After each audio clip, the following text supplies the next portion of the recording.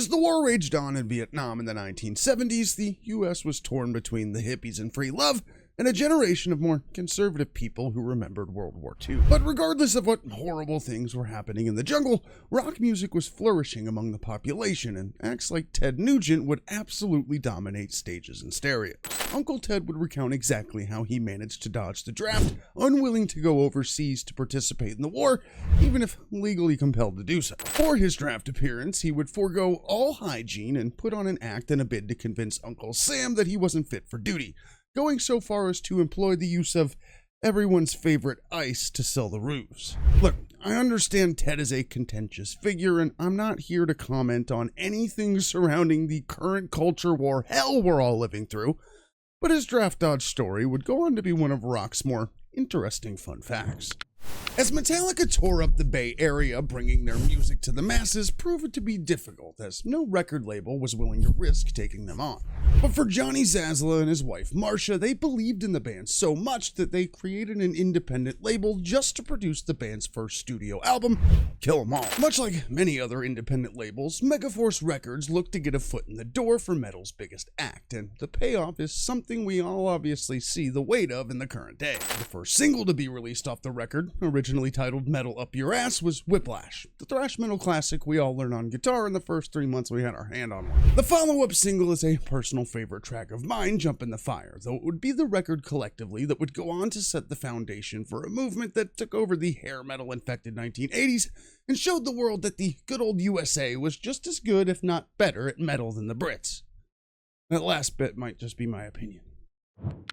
AC/DC might be rock and roll's greatest band. From their legendary beginnings with the iconic Bon Scott to their triumphant return with vocalist Brian Johnson, they've had headbangers in the palm of their hands since the very first single. Taking a look at exactly how powerful the band remained over the span of 2 or 3 decades of their prime activity, the music they've gifted the world dominated not only their heyday, but lives on in fans that discover the band to this day. With 1990's Razor's Edge signaling the band's direction for the new decade, they would release their lead single, Thunderstruck, showing the world that despite the tragedy and triumph of the previous 20 years, it's only served to sharpen and motivate the Ozzy Titans. Thunderstruck would release to wide critical acclaim, putting AC/DC on the Billboard charts once again, and in the years since its release, it's appeared in every corner of pop culture. So it's no surprise that even to this day, and in just the last month, it's managed to hit the Billboard 200 global charts once again, proving that the future is bright and the kids are alright.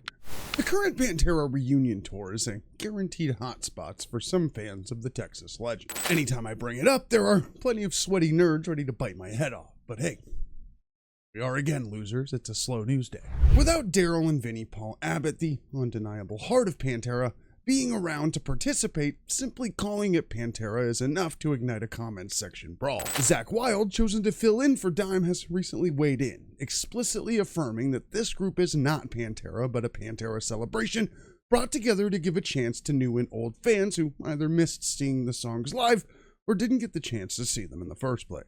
The event is meant to honor the Abbotts and the unyielding legacy they've left behind, and for Zakk to say as much is really just affirming what most of us think. There's no Pantera without Dime and Vin, and this tribute feels fairly well executed.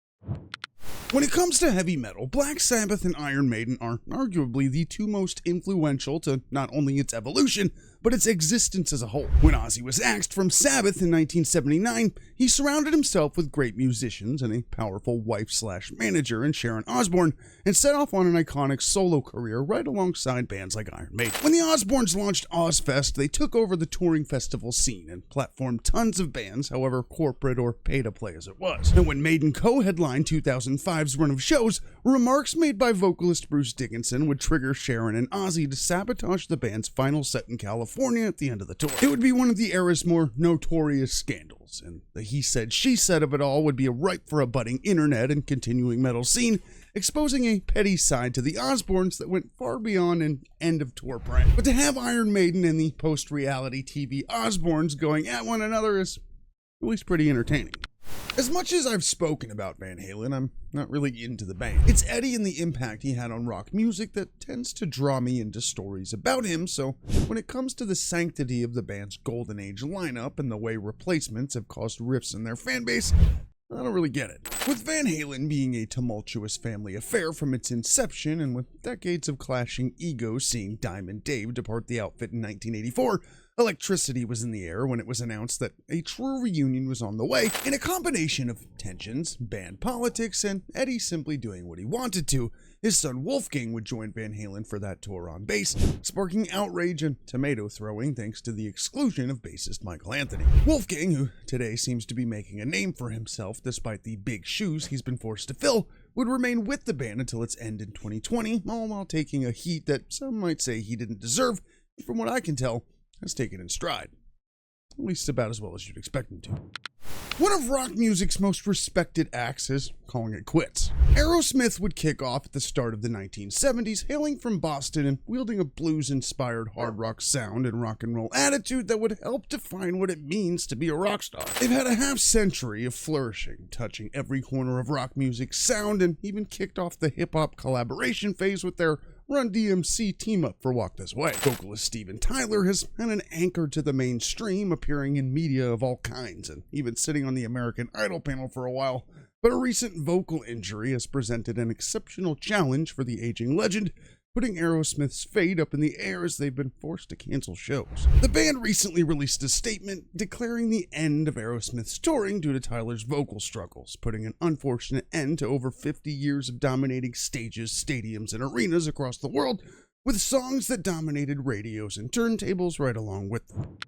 Black Sabbath spent the 1970s laying down the heavy metal blueprint as one of the most influential acts of the decade. By their 1978 Never Say Die tour, however, internal tensions were at catastrophic levels, ultimately leading to Ozzy Osbourne's ousting. On that tour, Sabbath recruited a little California rock act named Van Halen, beginning that tour in good standing. However, according to bassist Geezer Butler, a few actions from the likes of David Lee Roth and Eddie Van Halen rubbed some of the members the wrong way. Roth, for instance, allegedly began to play copycat to Ozzy Osbourne, taking words and stage presence from the Prince of Darkness, which Ozzy was not happy with. Eddie would take on the extended ripping guitar solos he's now immortally known for, resulting in a talking to from guitarist Tony Iommi. Ultimately, Van Halen's upstaging as one of the best budding rock acts of the decade wasn't a pleasant experience for Sabbath, but in the end, they would leave it on friendly terms as Van Halen went from openers to peers.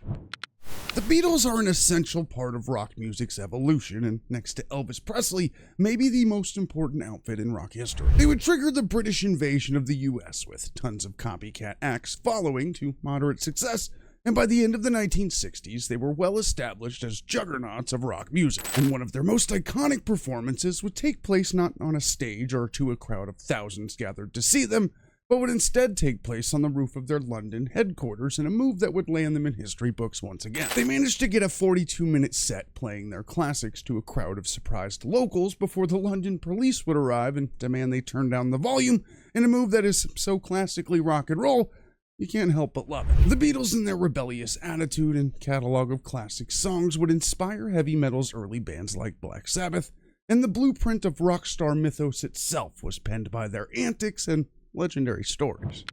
Motley Crue has had a crazy last 3 or so years, with the expulsion of band staple Mick Mars as he battles for his health and replacing him with John Five, who is a legend in his own right.